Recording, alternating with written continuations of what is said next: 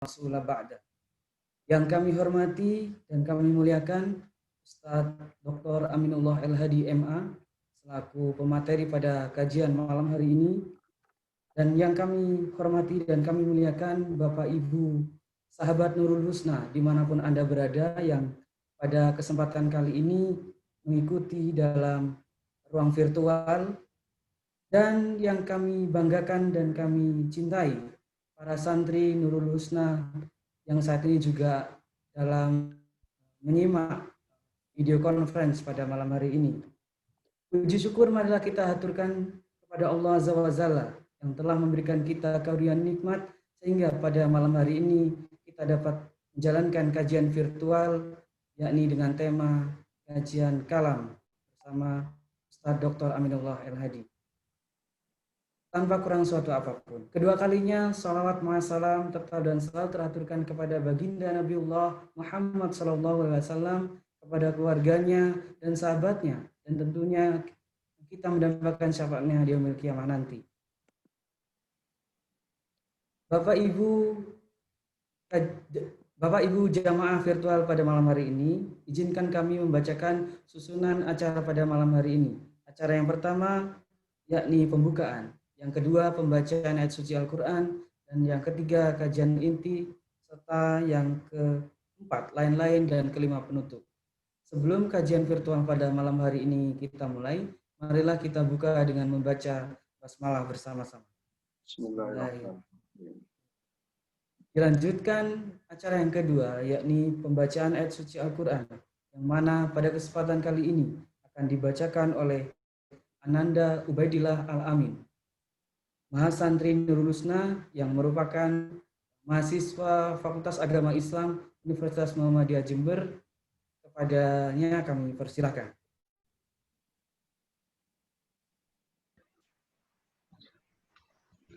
Assalamualaikum warahmatullahi wabarakatuh.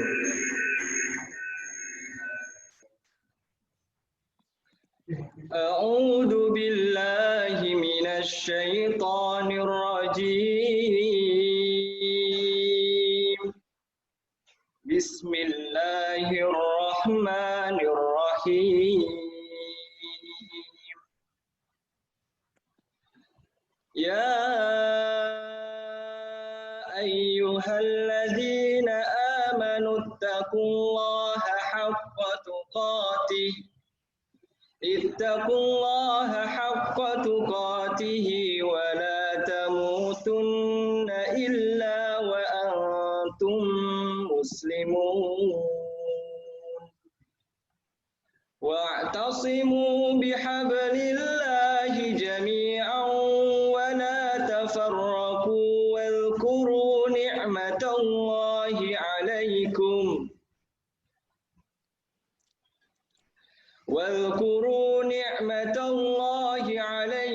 إذ كنتم أعداء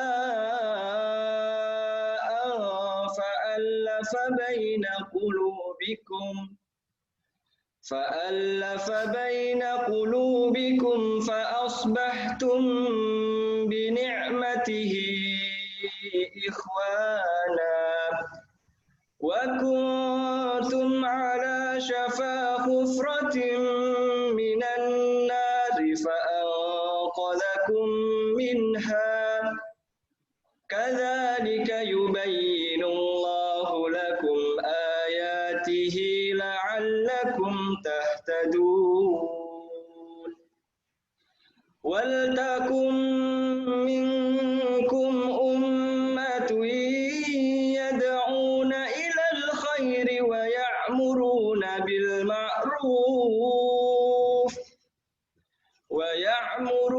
بالمعروف وينهون عن المنكر وأولئك هم المفلحون. Sadaqallahul Azim. Wassalamualaikum warahmatullahi wabarakatuh.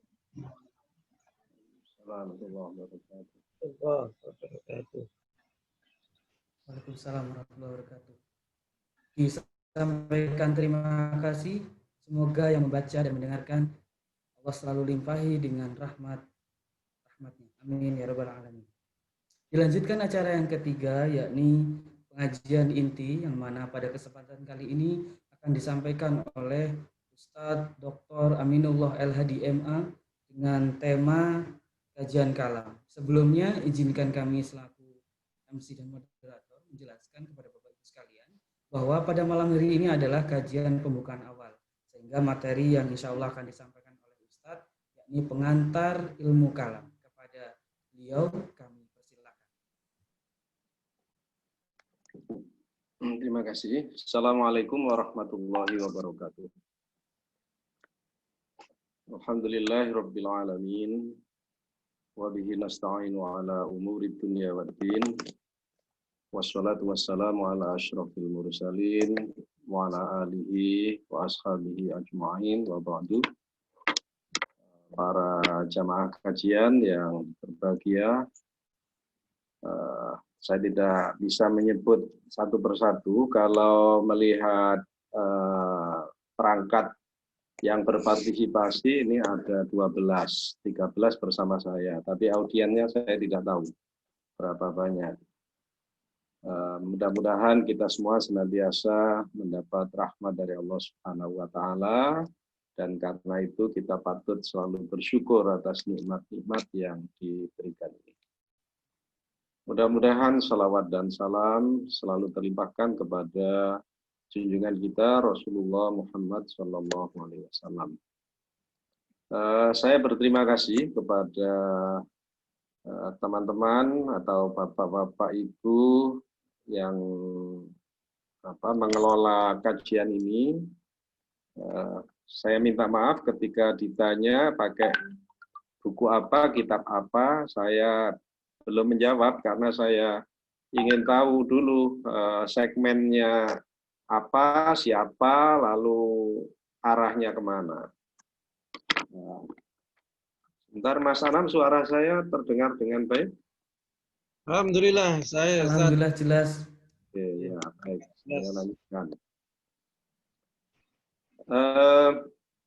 Ini kajian yang mungkin tidak banyak dilakukan ya di lingkungan Muhammadiyah di Jember, kajian ilmu kalam atau kajian kalam. Selama ini kita mengkaji ya mungkin bidang akidah. Kalau saya ngisi di Masjid At-Taqwa Mangli itu bidang saya akidah akhlak. Meskipun tidak pakai kitab tertentu juga. Nggak tahu ini nanti ke depan atau pada perjalanan berikutnya nanti kita pakai buku atau kitab tertentu atau belum. Saya sempat berkonsultasi dengan Ustadz Kusno.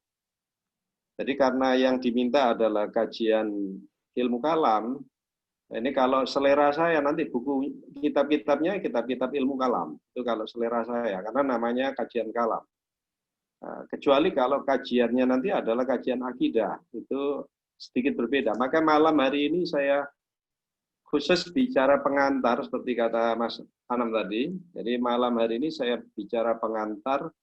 Kok ini tadi saya menyebut kata ilmu kalam dan menyebut kata ilmu tauhid atau akidah. Nah ini apa ada bedanya gitu ya? Ini tadi insya Allah pada kesempatan pertama ini nanti saya sampaikan. Ini tadi korek tadi kuliah di Fakultas Agama Islam ya. Prodinya apa? PAI apa Ekonomi Syariah? PAI Bapak. PAI, oke. Sudah menempuh mata kuliah ilmu kalam barangkali ya? Oke. Ya. Ya ini kelebihan kajian virtual dengan kajian offline itu bedanya di sini. Jadi saya tidak tahu apa yang dirasakan oleh para partisipan, bahkan melihat ini ekspresi wajah dan gerak tubuh aja saya nggak bisa lihat ini. Beda dengan kalau kita ketemu langsung. Oleh karena itu nanti kalau ada kesempatan diskusi kita mungkin sebagian atau separuh dari sesi kita nanti untuk diskusi saja, karena mungkin saya belum tahu yang diingini oleh pengelola atau oleh panitia, dan juga bagaimana pengetahuan dasar para peserta, seperti saya katakan tadi, juga arahnya kemana. Ya. Nah, tadi ketika saya konsultasi dengan Ustadz Gusno, Ustadz ada buku atau kitab yang direkomendasi Ustadz? Saya tanya gitu. Dijawab beliau pakai HPT. Ini bilang. Wah, kalau HPT ini sawahnya orang ini.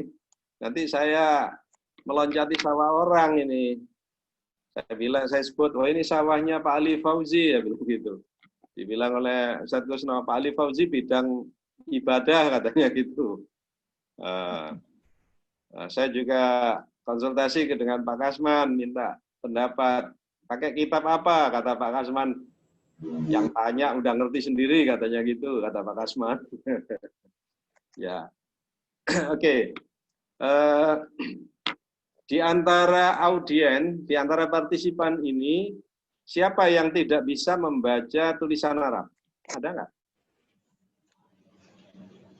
Ini pertanyaan saya ekstrim ya, mohon maaf. Siapa yang tidak bisa membaca tulisan Arab? Saya tidak menanyakan siapa yang tidak bisa membaca Al-Quran, tidak. Itu bukan pertanyaan saya. Pertanyaan saya, siapa yang tidak bisa membaca tulisan Arab? Yang gundul apa yang boten ini? Ya semua, di antara pertanyaan saya kan siapa yang tidak, bukan siapa yang bisa. Kalau tidak ada yang jawab berarti semua bisa gitu. Kalau yang gundul belum bisa nih, Ustaz. Apa gundul? Nggak ada gundul, pakai kopiah. Oke. Mas Hanam menjanjikan apa namanya saya untuk share screen. Coba. Ini kalau pakai Zoom yang saya kirim itu saya bisa mengendalikan sendiri. Tapi ini silakan saya dibukakan ruang untuk share screen. Monggo bisa. Monggo. Bisa kah? Oh bisa, ya sudah. Oke. Ini ya sekedar contoh saja. Saya tampilkan. Bentar. Ini terlalu. Tadi ada yang minta gundulan ya, gundulan ini. Ekstrim banget ini. Silakan. Ini ada hadis ini. Kalau udah ketemu akhbarona dan seterusnya ini nanti hadis ini. Qala Rasulullah. Oke. Ini kajian awal saya sajikan ini dulu. Tolong yang saya blog itu dibaca. Qala Rasulullah sallallahu alaihi wasallam. Ada yang tidak bisa baca ini? Alhamdulillah. Ustaz. Bisa semua ya? Insya Allah. Ya udah. Ini berikutnya blok yang kedua, silakan. Apa tuh?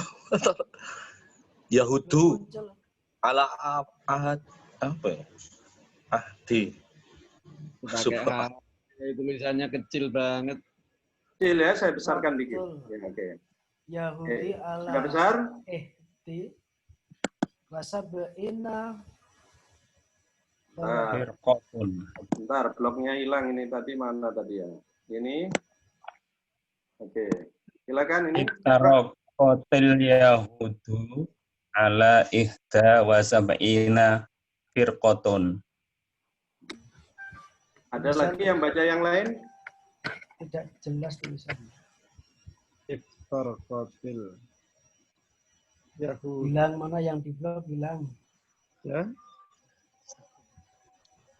Sebentar ya, saya beritahukan kepada jamaah ini nanti karena ini kajian bukan pengajian ya. Kalau pengajian nanti saya seperti berdiri di atas mimbar, saya halo-halo saja. Ini kajian jadi pelan-pelan saja. Nggak apa-apa satu malam ini dapat satu baris nggak apa-apa. Wasabeina firqatun. Ya. Oke, saya bantu ya pakai ini ya. Saya bantu. Nah ini. Sudah ketemu ini tadi?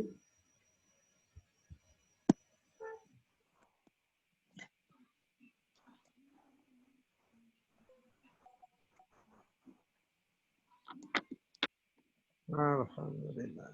Bisa?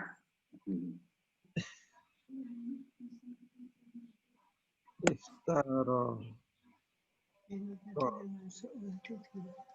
Bentar ya, saya carikan yang enak tulisnya saya.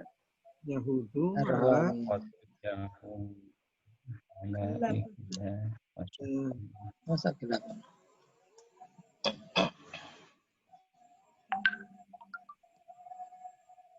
Oke, kalau sudah berbunyi silakan dilanjutkan satu baris ini. Satu baris sampai sini.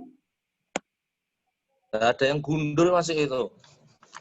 Ya sudahlah, masa semuanya minta di apa?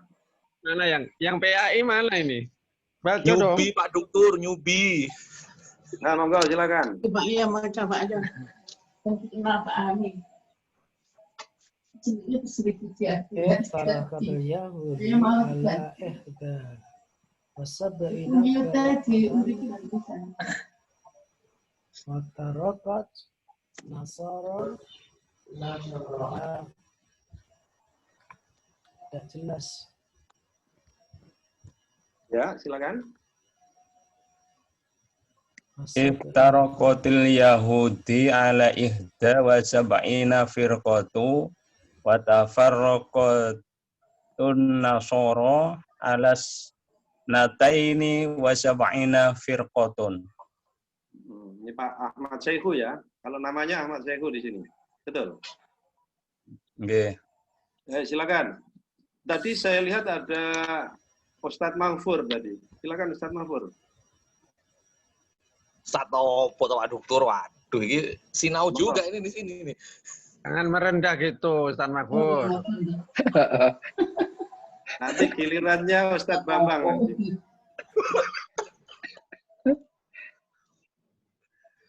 Oh, Ustadz Mahfur. Wah, idem Pak kayaknya Pak. Hah?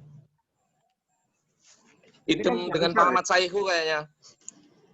Idem itu ya, idem gimana sih coba?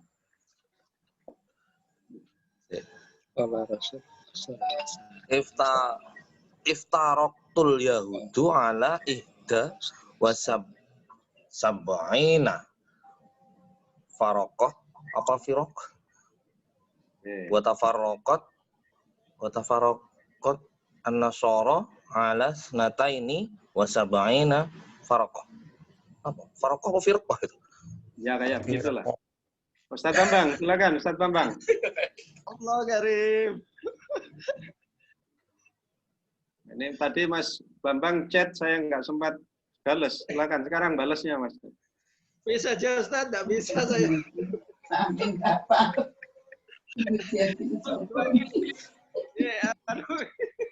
Tapi roh gambare kan roh. Gambare kan roh. Sapa fotone kan. Ya, baik. Ini hadis loh ya. Ini orang Muhammadiyah loh, baca hadis.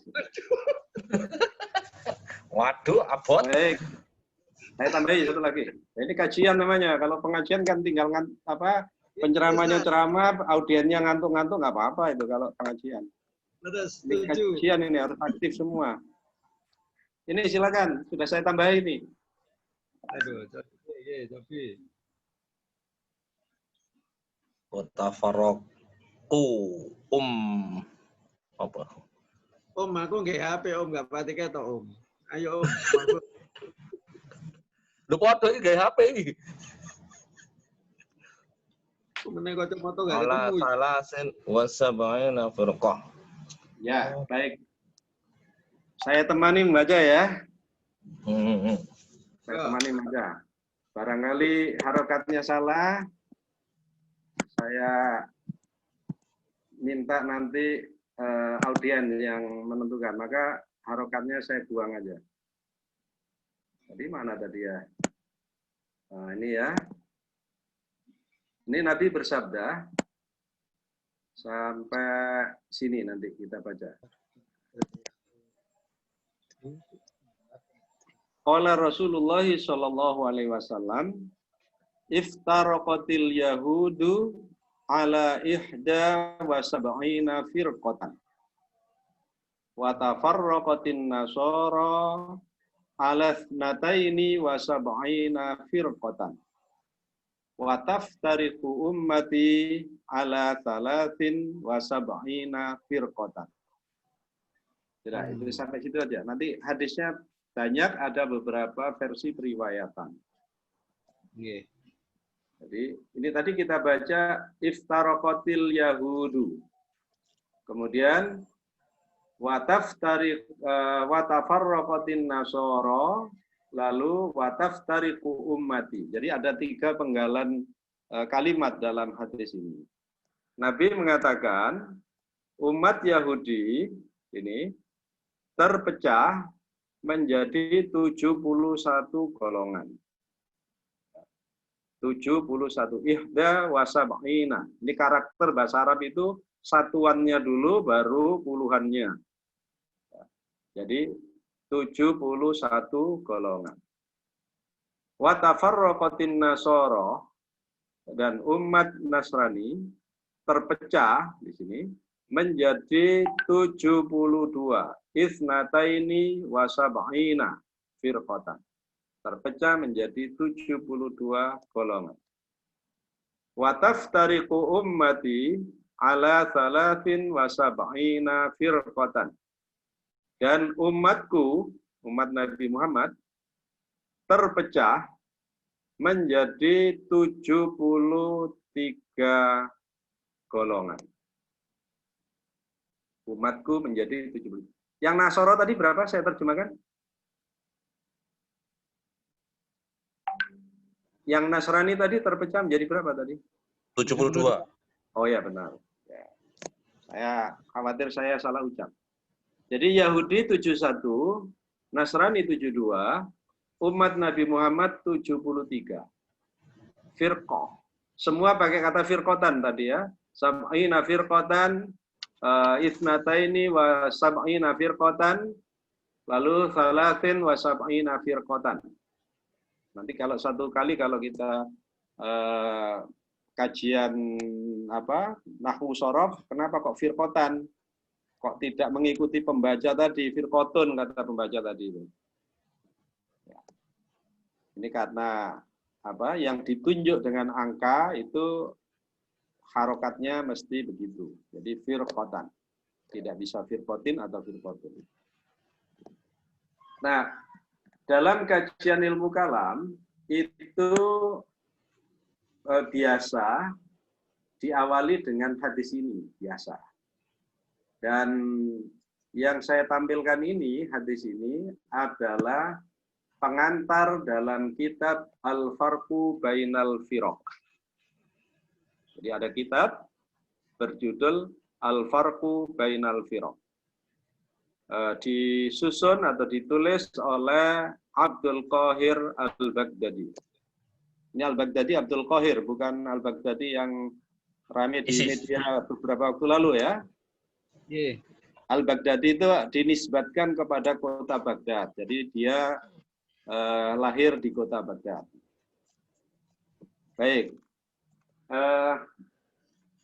Ini kalau kajian ilmu kalam begini Mas, Bapak Ibu. Beda dengan kalau kita kajian ilmu tauhid. Kalau kita kajian ilmu tauhid, langsung saja kita baca ayat wa ilahukum ilahu wahid. Nah, sudah selesai di situ. Atau kita baca innallaha ala kulli syai'in qadir. Tapi kalau dalam kajian ilmu kalam ya seperti ini diantaranya bahwa umat Islam, kata Nabi, itu akan terpecah menjadi 73. Nah, sebenarnya di bawah nanti ada kalimat yang sebentar, mungkin di hadis berikutnya, itu nanti akan mengundang ke lain. Jadi 73 ini umat Nabi Muhammad.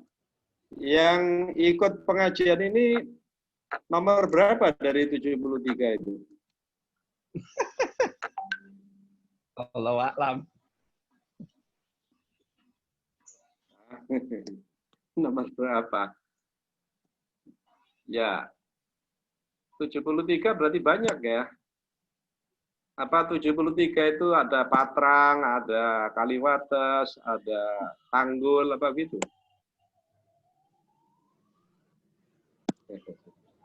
Baik. Nah, nanti kita share lagi. Sekarang biar saya bisa membaca wajah para partisipan. Jadi dalam kajian ilmu kalam, memang diperlukan apa ya? Karena ilmu kalam itu termasuk bidang kajian pemikiran, bukan semata-mata keyakinan, tetapi pemikiran. Kalau tauhid itu keyakinan semata.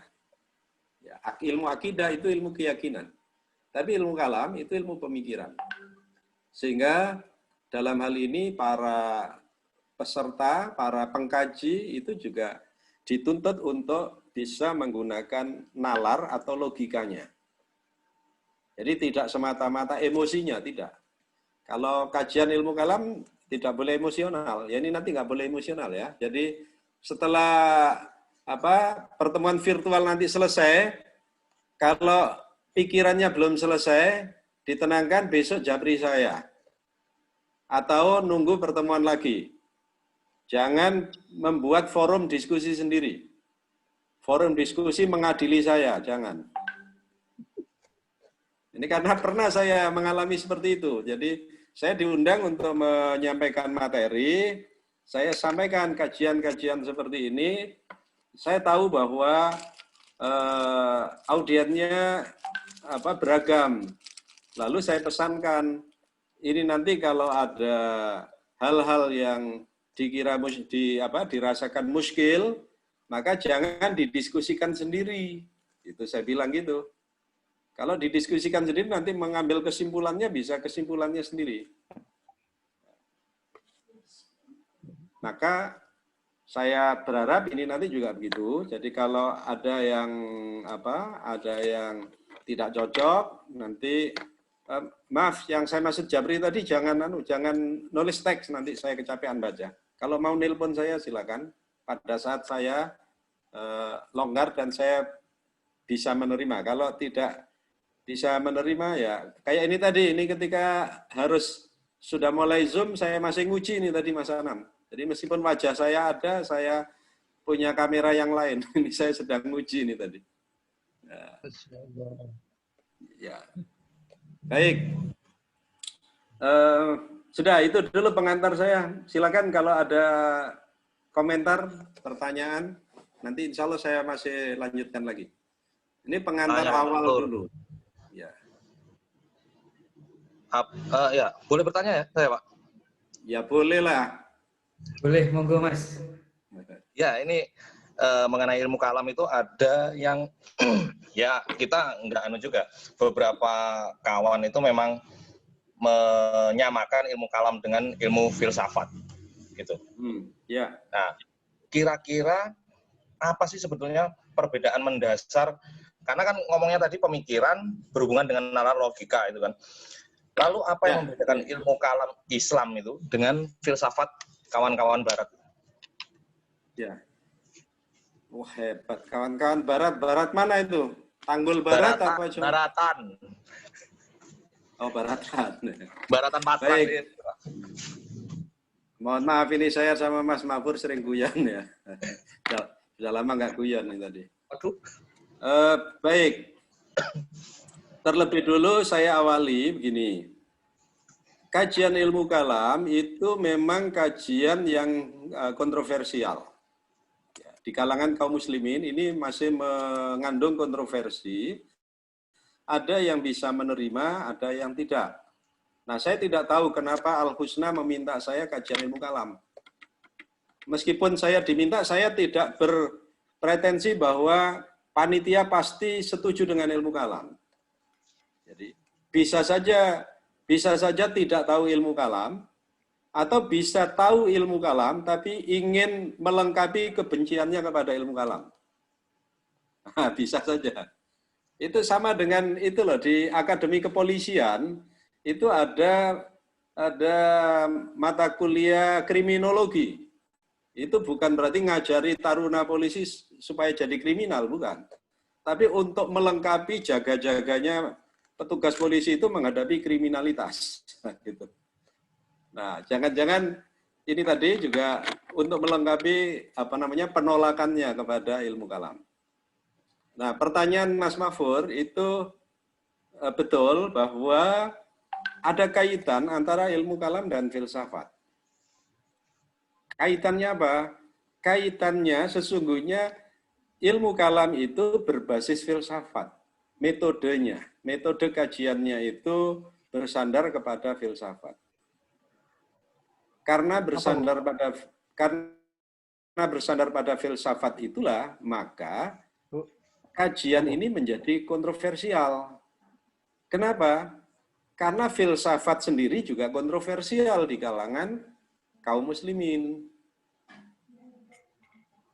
Meskipun saya tahu semua mahasiswa yang kuliah di Indonesia itu pasti mendapat mata kuliah filsafat, minimal pengantar filsafat. Kalau tidak pengantar filsafat, filsafat ilmu. Tapi kan nggak pernah disampaikan oleh para dosennya bahwa filsafat itu diterima dan ditolak oleh sebagian orang. Jadi sebagian menerima, sebagian menolak. Tidak pernah disampaikan itu oleh dosennya. Dan saya yakin juga termasuk di prodi PAI, di FAI Unmu tadi juga saya kira belum disampaikan oleh dosennya. Atau Mas, siapa tadi korek tadi, Mas? Mas Ubaidillah. Kata Mas Anam, koreknya tadi siapa? Mas Ubaidillah. Selama ini gimana? Selama ini di kuliahnya? Ini saya tidak nanya di fakultas yang lain ya, yang fakultas agama Islam saja. Di fakultas agama Islam itu filsafat itu oke-oke saja atau ada perdebatan di sana? Ya, ada yang menyinggung, juga ada yang sepaham, gitu Pak.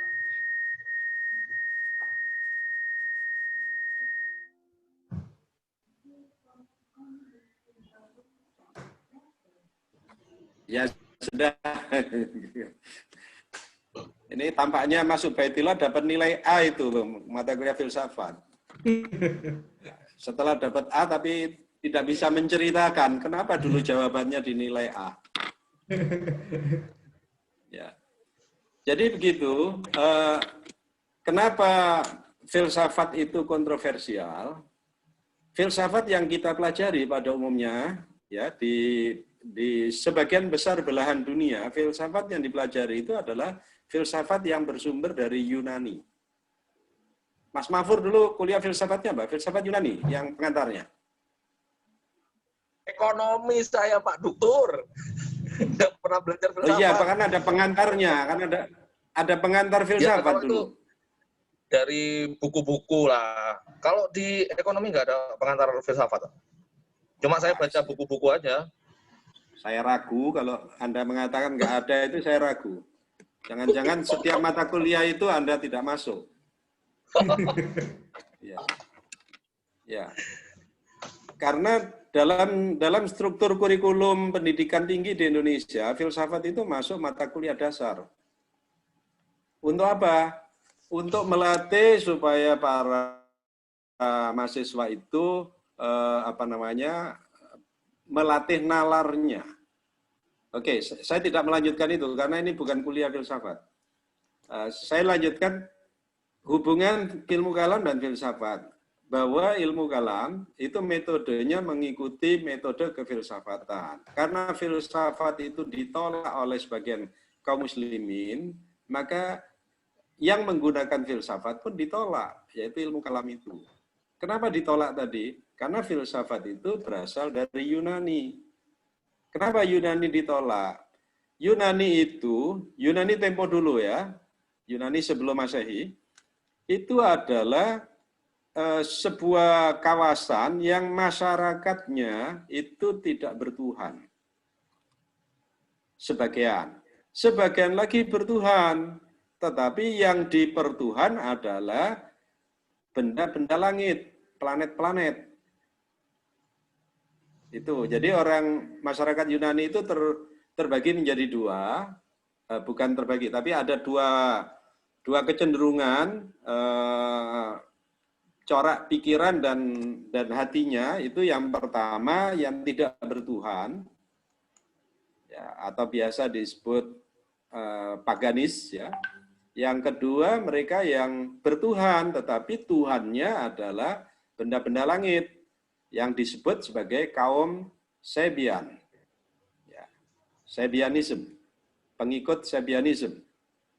Sabianism itu adalah para penyembah benda-benda langit, para penyembah planet-planet itu.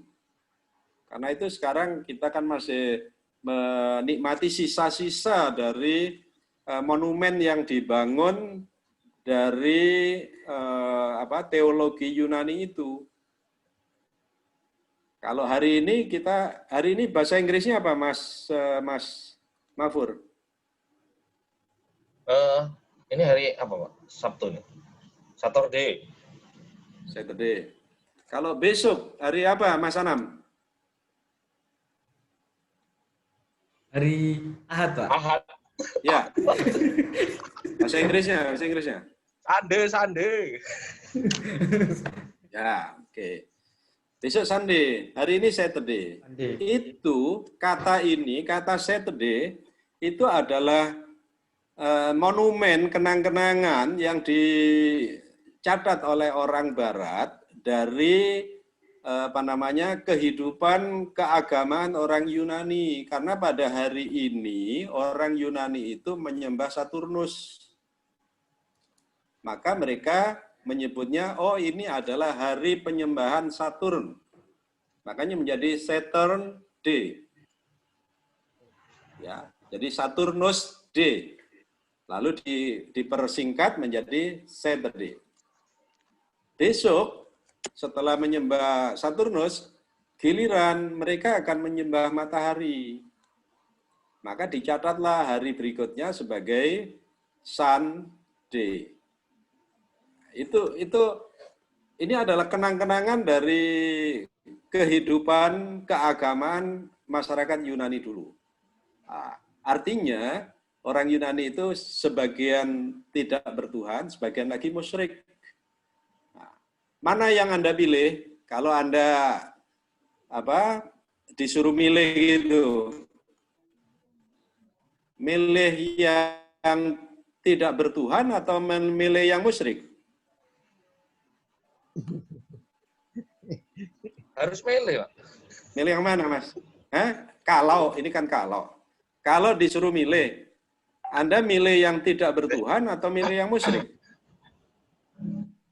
Tidak bertuhan, Pak. Pak. Tidak bertuhan. Yang bertuhan, Pak. Ya kalau dua yang pilihan bertuhan. itu, Yang musyrik berarti ya? Ya, musyrik. Sabian tadi itu.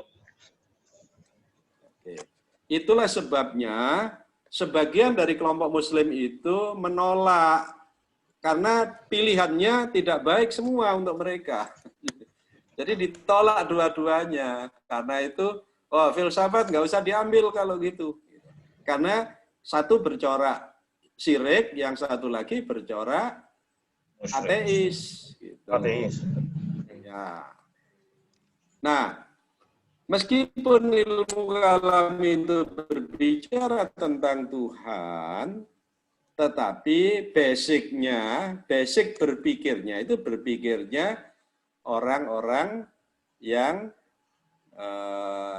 tidak bertuhan.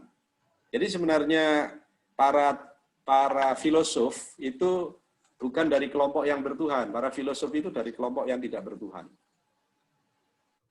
Ya, meskipun nanti kita mengenal ada satu filosof yang mohon maaf agak lama di filsafat ya.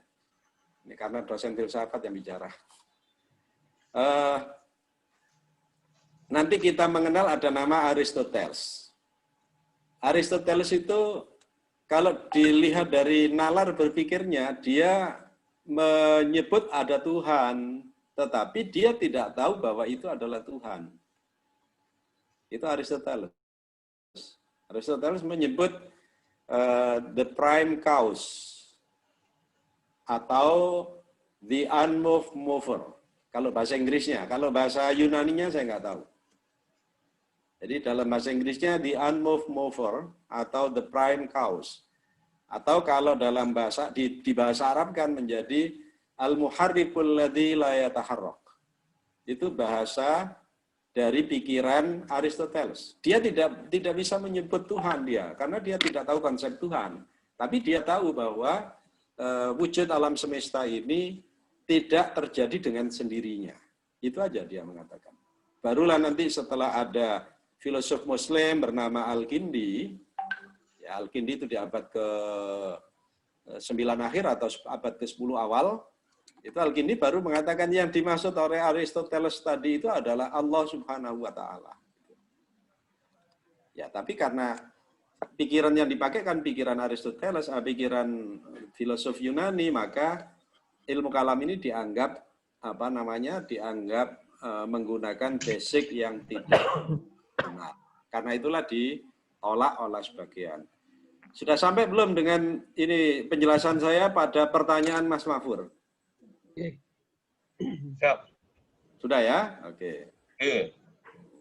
Ini suatu saat saya perlu pakai papan memang untuk menjelaskan. Untuk coret-coretnya itu loh. Ya. Cukup, ada lagi yang lain? Saya Ustaz. Ini dari mana ini tadi? Sebentar. Silakan lanjutkan, nanti saya sambil pantau ini gerakan suaranya dari mana ini. Oke, dari saya Ustaz Bambang. Mas Bambang, ya. Mas Bambang Edipor ini apa Edipor itu? Dulu yang saya kenal bukan Edipor dulu. Ya. Itu hadiah dari guru SD dulu nama saya. Purnomo itu ditulis O, Ustaz. Oh gitu, Purnomo. Jadi Purnomo, kacau jadinya. Ya, oke, silakan. Saya coba menghubungkan dengan fenomena kekinian. Bahwa begitu banyak di sekitar kita ini berbagai macam pemikiran, pendapat begitu ya. Termasuk secara spesifik mengarah pada pengkritisan atas nilai-nilai tertentu ya. Sehingga kadang kita itu berbenturan antara terhadap satu nilai itu, yang satu mengatakan demikian, yang satu mengatakan demikian. Di antara yang mungkin perlu saya angkat di sini adalah betapa kita hari-hari ini banyak sekali mendapat penyudutan begitu ya, penyudutan, pelabelan dan lain sebagainya yang intinya kita ini dijatuhkan, dan menjatuhkannya ini melalui kekuatan logika. Kayaknya kita ini begitu kelabakan menghadapi penyudutan-penyudutan tersebut, karena kita barangkali tidak memiliki keterampilan yang disiapkan dari awal tentang bagaimana kita mencoba mendebat, mencoba mengcounter balik dari setiap penyudutan-penyudutan tersebut. Apakah konon di antara yang dicurigai karena kita ini nggak belajar kalam ini, Ustaz? Ya. Ini sepertinya logikanya itu tidak berkembang. Ujuk-ujuknya itu hanya menyandarkan kepada kesucian dari kita, tokoh-tokoh kita dan seterusnya. Kira-kira urgensi kalam apakah nanti betul-betul bisa berkontribusi di sini ya? Kayaknya hari-hari gini ini begitu penting, apalagi dunia maya isinya ya seperti itu. Kalau kita tidak punya basic seperti ini, sepertinya kelabakan betul menghadapi penyudutan-penyudutan tersebut. Mohon maaf ini mungkin agak menyimpang pertanyaannya. Hanya jadi keresahan. Terima kasih, Ustaz. Terima kasih, Mas Bambang. Begini, bekal ilmu untuk setiap orang itu tidak tunggal ya. Tidak tunggal, tidak hanya satu. Kalau tadi saya sempat membuat analogi ya tadi ya. Analogi saya tadi gini. di Akademi Kepolisian itu taruna polisi diajari apa tadi? Kriminologi. Ada mata kuliah kriminologi. Ya, tentu direktur akademi itu tidak, direktur akademi atau bahkan Kapolrinya itu tidak menghendaki supaya tarunanya nanti menjadi pelaku kriminalitas, tidak. Tapi supaya ngerti seluk-beluk kriminalitas. Maka pertanyaan Mas Bambang tadi, saya kira analog dengan itu, Mas Bambang. Jadi kita saat ini berhadapan dengan berbagai pemikiran yang dibangun atas dasar logika. Nah, pemikiran-pemikiran yang dibangun atas dasar logika tidak cukup kita balas dengan dalil-dalil tekstual. Tidak cukup. Kalau kita, saya lupa ya, seingat saya di dalam kitab karya Muhammad Abduh, Tauhid, karya Muhammad Abduh, kalau tidak salah disebutkan di sana, untuk apa sih kajian ini gitu. Seingat saya Muhammad Abduh mengatakan ini dalam rangka menguatkan iman orang-orang Muslim. Bukan dalam rangka menanamkan iman, bukan, tapi dalam rangka menguatkan iman. Menguatkan apa? Menguatkan dari serangan-serangan pikiran yang berdasar logika. Jadi misalnya begini, nanti kalau ada di antara para jamaah ini yang menggeluti ilmu perbandingan agama, jadi ada ilmu perbandingan agama ya. Ini kalau orang yang tidak tahu ilmu perbandingan agama itu dikira seperti orang lagi incip-incip makanan di pasar itu. Nyicipi yang ini, kalau cocok diambil, kalau nggak cocok cari yang lain. Bukan, tidak begitu. Ilmu perbandingan agama itu suatu kajian mengenai agama-agama yang satu dengan yang lain. Kenapa begitu? Karena untuk berbicara dengan orang yang berbeda agama, kita tidak bisa menggunakan dalil-dalil tekstual dari agama kita. Nggak bisa kita berbicara dengan orang-orang Nasrani itu pakai ayat laqad kafarul ladzina qalu innallaha tsalitsu tsalatsa. Telah menjadi kafirlah orang yang mengatakan bahwa Allah adalah satu di antara tiga. Apa bisa kita berdiskusi dengan orang Nasrani begitu? Tak mungkin. Dalil itu adalah dalil untuk orang Muslim. Jangan sampai kita menjadi Nasrani, itu. Bukan dalil kepada orang Nasrani supaya meninggalkan Nasraninya, bukan. Itu dalil bagi kita supaya tidak menjadi Nasrani. Dan begitu seterusnya. Oleh karena itu, saya memahami atau saya berpendapat bahwa ilmu kalam ini tetap penting bagi orang-orang Muslim. Ya. Meskipun nanti selalu ada pro dan kontra di kalangan orang Muslim. Kenapa harus pakai ilmu kalam? Kenapa nggak pakai ayat-ayat tauhid saja? Mungkin ada yang mengatakan begitu. Nah, termasuk ini tadi karena saya belum punya persiapan, ini harus kajiannya pakai pakai metode yang mana saya belum menentukan. Ini memang beda kalau perkuliahan saya ditugasi mengampu mata kuliah ini gitu, udah jelas pesertanya kan dipaksa mengikuti itu. Kalau saya kan nggak bisa memaksa jamaah ini. Jamaah yang nggak suka ya boleh keluar gitu. Kalau mahasiswa kan suka nggak suka dia harus ikut karena dia pingin lulus gitu. Nilai A. Jadi sini nggak ada nilai A kan ya. Baik. Mas Bambang sudah terjawab pertanyaannya? Alhamdulillah. Ya, sudah. Untuk kita pelajari. Oke, baik. Kemudian, sudah ya, saya lanjutkan dikit. Sampai jam berapa Mas Anam? Jangan lama-lama Mas Anam ya, ini kan baru latihan. Ya latihan malah lama. Saya khawatir gini. Ya. Oh ya kalau latihan di lapangan, ini latihan berpikir ini. Makin lama makin panas, nggak bisa tidur nanti. Dan yang dipikirkan masalah berat ini, bukan mikir apa duit ini mikir lebih dari duit. Jadi kalau kelamaan nanti apa belum beradaptasi, ini harus adaptasi dulu. Jadi satu hadis Nabi yang saya kutipkan dari kitab Al-Farqu Bainal Firaq. Itu kitabnya.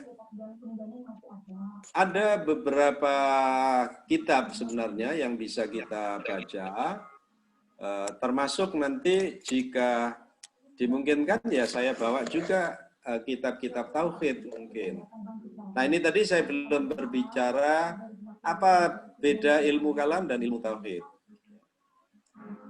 Orang yang tidak tahu dianggap sama ilmu kalam dan ilmu tauhid.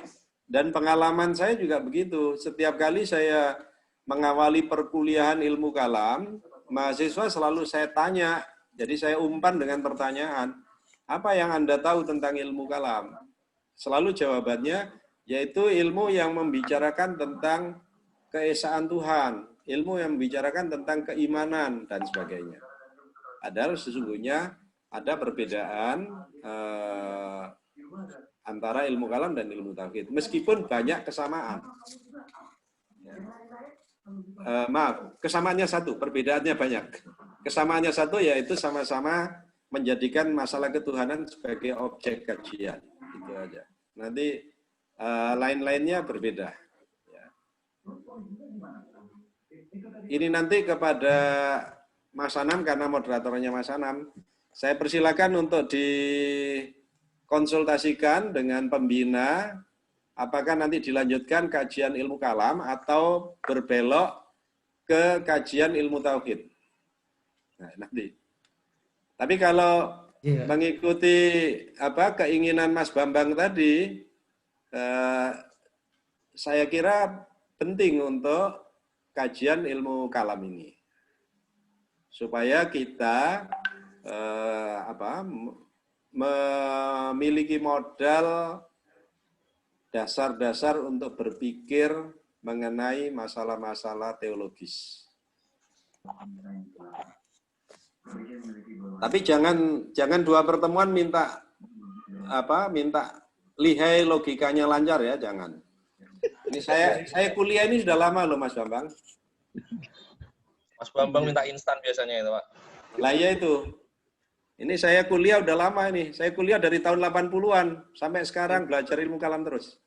Nah, ada satu. Ini nanti mungkin ditanya orang.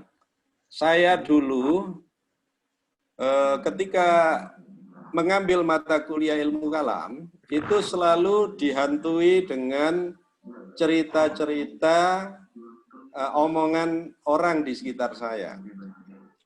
Cerita yang menghantui itu mengatakan begini, orang yang mempelajari ilmu kalam itu nanti imannya menjadi goyah. Nggih. Ya, ini Mas Bambang sudah goyah, Mas Bambang. Kok nggih tadi?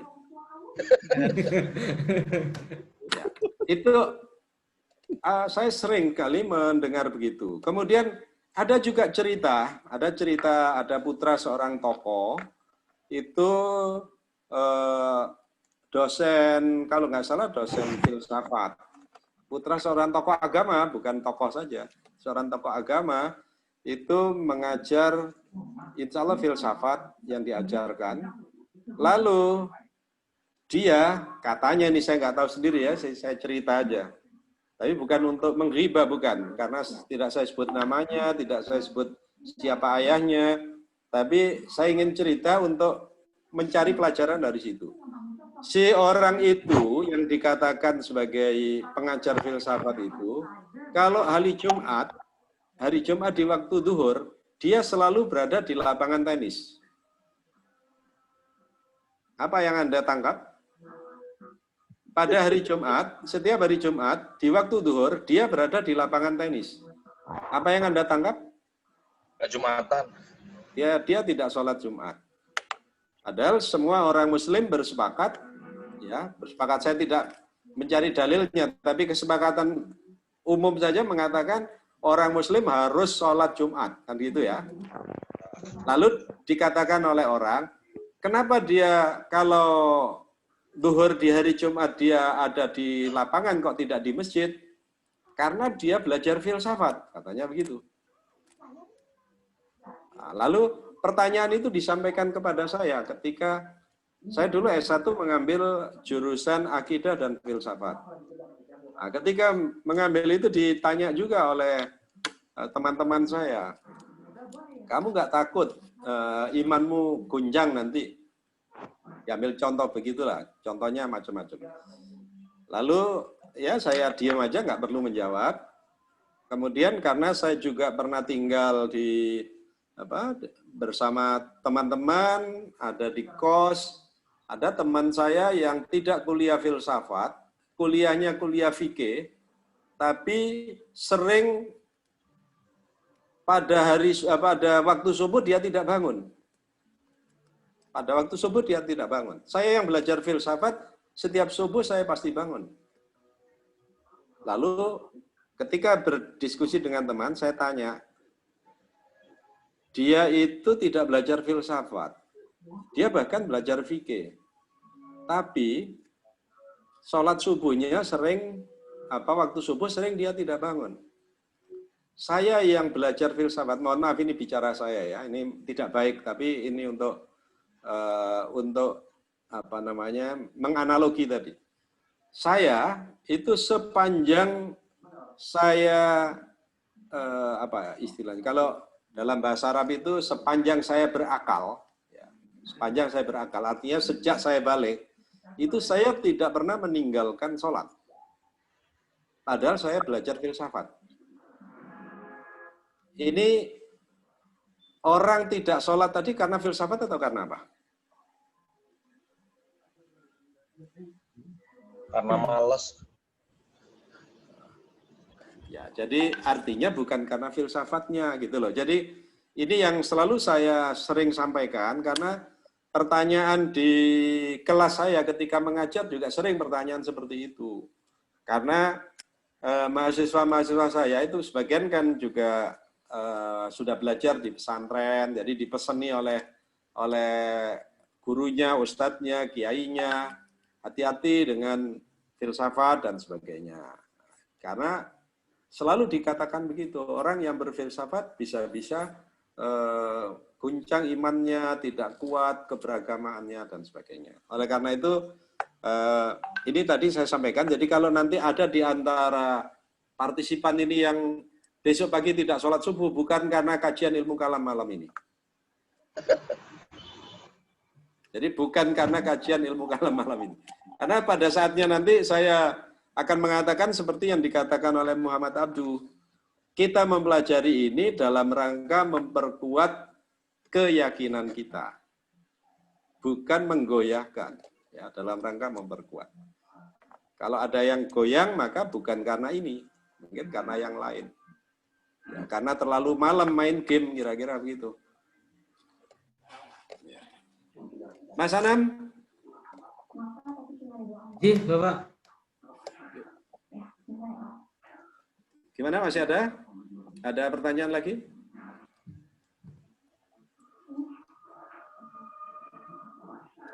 Oke, mungkin Bapak-Bapak dan Ibu semuanya ada pertanyaan?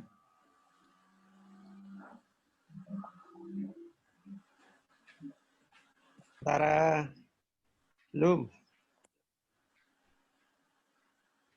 Cukup. Cukup ya, oke. Biar nggak pusing nanti. Ini mata kuliah kajian ada di kepala ini soalnya. Ya, sementara ini berarti kita 1 jam, sekitar 1 jam. Ya, 1 jam lebih sedikit. Insya Allah kita lanjutkan kalau memang masih berlanjut. Ini saya tergantung Mas Anam. Dulu dijadwalkan rutin, ternyata hanya sekali berjalan. Ya, saya tergantung Mas Anam. Ya. Insya Allah ini berlanjut Bapak. Ya, sama dengan dulu kan insya Allah berlanjut juga dulu. Tapi waktu itu ada. Ya. Baik, terima kasih. Sebagai closing pernyataan closing kajian ini, saya mengucapkan terima kasih atas perhatian para peserta semua. Pesan saya seperti di awal saya sampaikan, kalau ada sesuatu yang dirasa tidak nyaman dalam pikiran dan dalam hati, saya berharap jangan didiskusikan atau jangan dirasan-rasani sendiri. Tapi coba tuangkan dalam tulisan, nanti komunikasikan dengan saya berusaha menjelaskan. Atau Anda boleh diskusikan dengan orang yang memiliki kapasitas, ya, jangan sekedar rasan-rasan saja. Kalau rasan-rasan saja, saya berdasar pengalaman saya yang terjadi adalah kebencian kepada siapa yang bicara pada malam hari ini. Gitu. Baik, terima kasih. Sekali lagi saya mohon maaf, tentu tidak mengatakan bahwa yang saya sampaikan pasti benar, sebagaimana orang sering mengatakan kalau ada kebenaran dari yang saya sampaikan, ini adalah kebenaran dari hidayah Allah. Kalau ada kesalahan itu karena kelemahan atau kelemahan dari kemampuan pikiran saya, atau ya mungkin muncul dari dorongan nafsu saya. Karena itu saya minta maaf dan saya beristighfar pada Allah Subhanahu wa taala. Mudah-mudahan Allah mengampuni. Aqulu qouli hadza wa astaghfirullah li wa lakum. Wassalamualaikum warahmatullahi wabarakatuh. Waalaikumsalam warahmatullahi wabarakatuh. Sami Ustaz, minta maaf kalau ada yang salah. Sehat selalu. Lancar. Oke, insyaallah. Kami ucapkan terima kasih kepada Ustadz Dr. Aminullah Al-Hadi pada malam hari ini telah mengisi kajian virtual. Semoga apa yang kita dapat malam hari ini menjadi satu tambahan wawasan bagi kita semuanya. Sebelumnya barangkali perlu disampaikan oleh kami Pak Aminullah bahwa materi kami pilih ini sebetulnya digunakan atau dikhususkan bagi kawan-kawan santri mahasiswa. Jadi pada malam hari ini disimak oleh kawan-kawan mahasiswa. Sebelumnya harusnya satu orang satu laptop, tapi ada kendala teknis, jadi kami masih akan diskusikan dengan kawan-kawan yang lain. Nanti insya Allah barangkali kalau ini nanti tetap temanya digunakan, nanti satu orang bisa satu laptop dan kita bisa lebih ganjeng diskusinya. Dan karena dikhususkan sebetulnya ini bagi mahasiswa Bapak. Kami berupaya komunikasi dengan kawan-kawan ortom yang bisa untuk diajak berdiskusi soal ini. Karena menurut kami ilmu kalam ini penting bagi kalangan muda terutama yang hari ini sangat dekat dengan paham-paham yang itu sangat familiar di kampus, di media sosial, dan itu sangat menggiurkan untuk diikuti gitu Pak. Ya, Mas Anam gini, Mas Anam. Jadi kalau teman-teman berada di satu tempat tidak harus laptop sendiri-sendiri. Jadi kalau pakai laptop sendiri-sendiri ya harus di tempat yang terpisah gitu, maksudnya gitu. Tadi saya tanya bukan saya tidak ingin menghitung berapa pesertanya. Ada kajian 2 orang juga nggak apa-apa, asal 2 orang itu yang mau gitu. Ya. Oke, ya. Oke, mungkin juga akan kami siapkan dengan tema yang lain yang mungkin juga nanti Bapak-bapak bisa ikut, mungkin bab iman atau bab tauhid yang lain, karena yang ini khusus Bapak. Suara mau putus.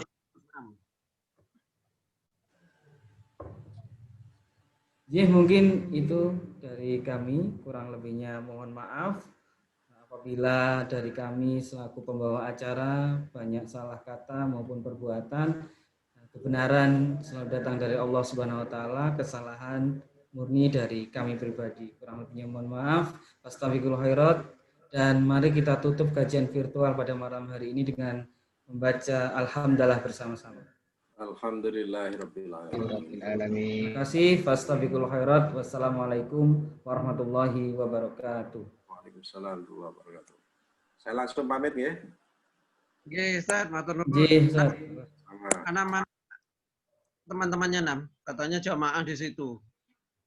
Itu Pak yang pakai panti asuhan, Pak. Mana panti asuhan iso jembatan ini di sini? Ya mestinya Karena arek-arek. memang tidak ditampilkan gambarnya, Pak. Bisa Ini ditampilkan. mungkin ini ada Pak Bambang, di sini juga ada Pak Hayom. Barangkali juga memberikan saran nanti kepada kami. Pak Ayom peteng, Pak Ayom. Lampunya itu cari view yang bagus. Lampunya. Ya wis. Backlight gitu, Pak. Besok cari posisi yang Pak, lebih terang. Ya, insyaallah. Kasih lampu depannya. Siap. Oke, terima kasih undur diri. Oke, terima kasih Pak Ayom. Assalamualaikum warahmatullahi wabarakatuh. Waalaikumsalam warahmatullahi wabarakatuh.